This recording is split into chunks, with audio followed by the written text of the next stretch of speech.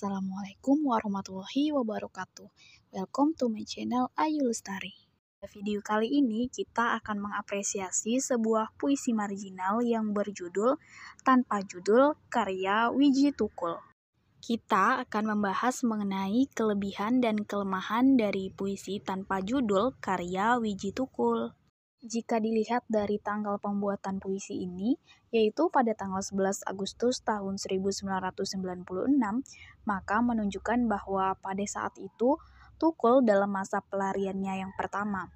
Awal Agustus adalah awal di mana Tukul memutuskan lari dari tempat tinggalnya.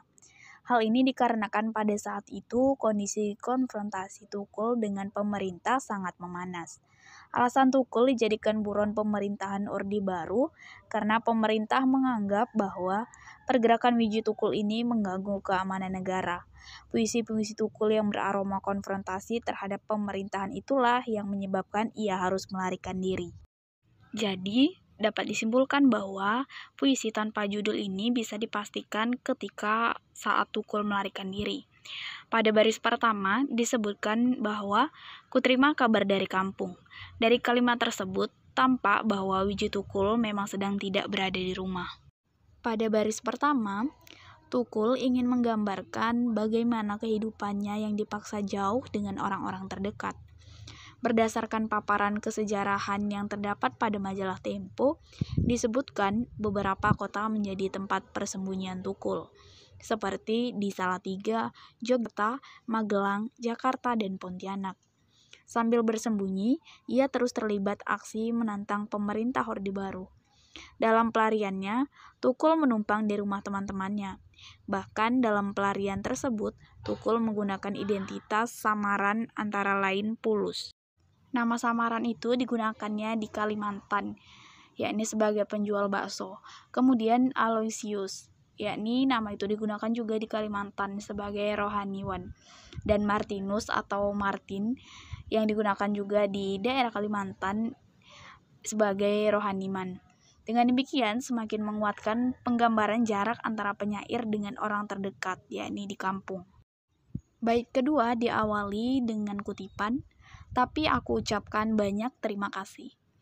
Hal yang telah dilakukan oleh pemerintah terhadap dirinya justru ditanggapi dengan ucapan terima kasih. Ucapan terima kasih tersebut merupakan sindiran.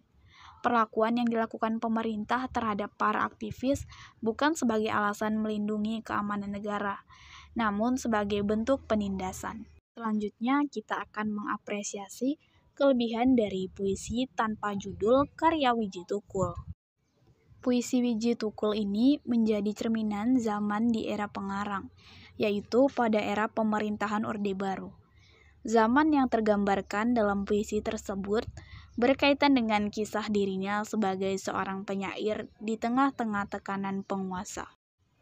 Dari puisi Wiji Tukul ini, nampak bahwa kondisi pada zaman yang tidak terdapat kebebasan seorang pengarang atau penyair untuk mengeluarkan aspirasinya. Represi merupakan metode yang dilancarkan pemerintah terhadap pengarang-pengarang yang dicap sebagai subversif. Hal ini nampak jelas tergambarkan di dalam puisi-puisi Wiji Tukul, khususnya pada puisi tanpa judul ini. Puisi Wiji Tukul yang berjudul Tanpa Judul ini bersifat lugas dalam menggambarkan kondisi masyarakat pada masa rezim Orde Baru. Puisi yang berjudul Tanpa Judul ini dapat dikatakan sebagai cermin zaman. Hal ini dapat dibuktikan dengan membandingkan langsung pada referensi-referensi yang aktual. Referensi tersebut merupakan hasil wawancara orang-orang terdekat Wiji Tukul. Hasilnya adalah sebuah gambaran kondisi di zaman Orde Baru. Wiji Tukul menggambarkan kondisi dirinya dan orang sekitar dengan jujur. Bahkan Tukul mengatakan menulis puisi itu tidak beda dengan beribadah di gereja. Ada pengalaman religius. Kesengsaraan yang digambarkan Tukul secara jelas dan jujur pada puisi-puisinya ini tidak dipaparkan dalam buku-buku sejarah. Sejarah kelam Indonesia serasa ditutup-tutupi kebenarannya. Bahkan otak penghilangan paksa para aktivis sampai sekarang belum terkuak juga. Oleh sebab itu, ada kalanya karya sastra justru menjadi dokumen kesejarahan yang aktual. Informasi-informasi yang disampaikan oleh pengarang tersebut tidak sekedar dituliskan dalam bentuk karya sastra, melainkan pengarang juga aktif menyampaikan dan menyebarkannya ke masyarakat luas. Hal ini sama seperti yang dilakukan oleh Wiji Tukul dalam karya-karyanya. Kelemahan puisi tanpa judul karya Wiji Tukul. Kelemahan dalam puisi ini yang pertama yaitu menggunakan bahasa sehari-hari, sehingga dalam puisi ini terkesan sebagai puisi yang tidak formal. Kelemahan yang kedua yaitu dalam puisi ini terdapat 4 bait, yang mana tiap baitnya itu terdiri dari jumlah baris yang berbeda-beda atau tidak sama. Pada bait pertama terdiri atas 3 baris. Pada bait kedua terdiri atas 6 baris. Pada bait ketiga terdiri atas 5 baris. Dan pada bait terakhir terdiri atas 3 baris. Ini menyebabkan bahwa tipografi dalam puisi ini tidak beraturan, karena jumlah barisnya berbeda-beda. Demikianlah pembahasan kita pada video kali ini. Semoga bermanfaat. Jika terdapat kesalahan, saya mohon maaf. Saya akhiri. Assalamualaikum warahmatullahi wabarakatuh.